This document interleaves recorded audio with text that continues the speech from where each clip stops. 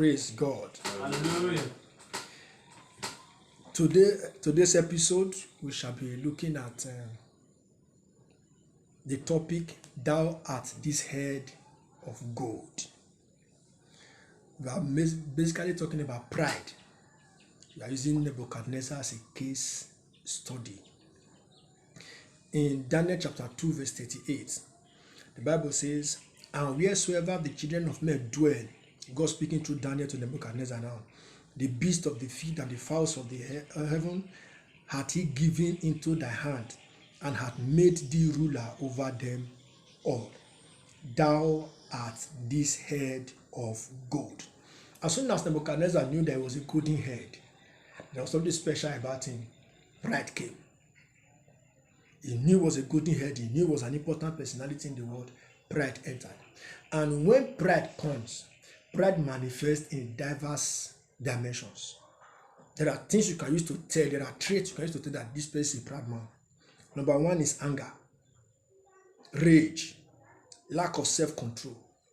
In Daniel chapter 2 verse 12, the Bible says, for this cause the king was angry and very furious. That's one of the traits of a proud man. In Daniel 3 verse 13, then Nebuchadnezzar in his rage and fury. In Daniel 3 verse 19, there was Nebuchadnezzar full of fury, and the form of his visage was changed. Who gets angry like that? Only a proud man. Another thing that comes with anger, that is the traits of a proud man, is impatience. That's number 2. In Daniel chapter 2 verse 15, Daniel had to ask, why is the decree so hasty from the king? In Daniel chapter 3 verse 13, then Nebuchadnezzar in his rage and fury commanded to bring. He does not have time to wait. An angry man is an impatient man. In Daniel chapter 3 verse 15, Nebuchadnezzar said, and ye shall be cast the same hour into the midst of the burning fiery furnace. Why the urgency? An angry man is an impatient man. A proud man is an impatient man. In Daniel chapter 3 verse 32, therefore, because the king's commandment was urgent, always in a hurry, an angry man, no time for patience. In Daniel 3 verse 24, then Nebuchadnezzar the king was astonished and rose up in haste. These are the traits of a proud, these are the traits of an angry man. Now, another thing that happens when a man is proud, another trait you see, is that they make wrong, half-baked, unprocessed, ill-advised decisions. Because everything is done in a hurry, everything is done in anger. Now, in Daniel chapter 2 verse 12 to 13, for this cause the king was angry and very furious, and commanded to destroy all the wise men of Babylon.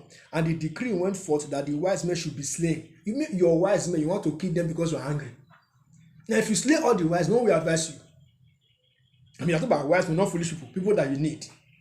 In that Daniel chapter 2 verse 15 that we read, the Bible says, he answered and said unto Arioch the king's captain, that is Daniel now, why is the decree so hasty from the king? This is a decree. You don't pass a decree in a hurry. Ill-advised decision, unprocessed decision, always in a hurry. Glory to God. Hallelujah. Now, look at what the king said in Daniel chapter 3 verse 15. But if ye worship not, ye shall be cast the same hour into the midst of the burning fiery furnace. It has not got into that. But the decision was ill-advised. The decision was not founded. The decision was not okay because he was angry, because he was in a hurry. These are the traits of a proud person. Then another thing that comes with pride is that pride could speak arrogantly. They speak poisonous words. They are insultive and abusive. It's the trait of pride. Now in Daniel chapter 3 verse 15, look at what the king said. He said, who is that God that shall deliver you out of my hands? It has not gone to that level that you now have the right to be challenging God as a man. That is out of hand. He didn't control his mouth. They disdain you. They can talk to you anyhow. You see, proud people don't like to be opposed or corrected. They want everybody and everything to always agree with them and their point of view. You don't tell a proud man that what he's doing is wrong. You become his enemy. Praise God. Hallelujah. You don't talk when they are talking. Their words are final. You must never have your own opinion, let alone having a contrary opinion. You cannot have an opposite opinion. Every time you do that, they see you as an opponent. They see you as a competition. They see you as you are against them. Simply because you are not agreeing with their position. Only hard consequences can break a proud man. Hard consequences of their actions is what can break a proud man. When that consequence, when the outcome of their decision overwhelms them, it does not change them. It does not change the proud man. It only breaks him. It only makes him to come down from his high house. Not that he can change. It does not change him. Glory to God. Hallelujah. You see, my conclusion is it's only the blood of Jesus and the power of the Holy Spirit that can cure a proud person. They can't change on their own. It takes divine help for a proud person to become humble and meek. Now look what happened to Nebuchadnezzar. Even with what he saw in the fiery furnace, he saw the Son of God. He saw people that he tied and used. Did he change him?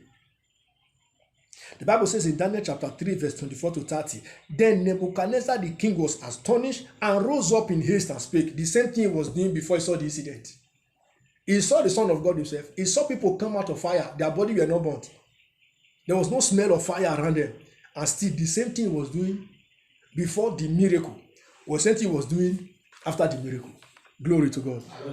Now the Bible says in verse 29, therefore I make a decree, after I haven't seen a miracle now, that every people, nation, and language who speak anything amiss against the God of Shadrach, Meshach, and Abednego shall be cut in pieces, and the houses shall be made a dunghill. Exactly the same trait. I haven't seen a hard thing. So that a hard thing cannot make a proud person to change. It can only humble him for that moment. So the only thing that can change a proud man is the blood of Jesus Christ. It's for a proud man to surrender to Jesus. That's the that can change him. The Lord bless us in the name of Jesus Christ. Amen. I believe you have been blessed by this broadcast that you have received. And I trust God that the grace to allow him to work on us so that pride will not dominate us will come upon us in the name of Jesus Christ. Amen. My name is Okpako Precious, the teaching priest.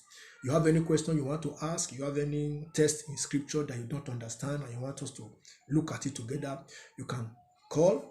You can send message. You can reach us through this phone number 08062443839, 08062443839, or you can watch our videos and subscribe on YouTube. Just type my name, Okpako Precious. Okpako is spelled O-K-P-A-K-O. O-K-P-A-K-O, Okpako. So you just get to the videos and subscribe. So subsequently you get our uploads. And also you want to send messages to us through our email, just reach us at thefreshoil@gmail.com or thefreshoil@yahoo.com. The fresh oil spelled THEFROESHOIL. The fresh oil. The Lord bless in Jesus' name. See you in our next episode.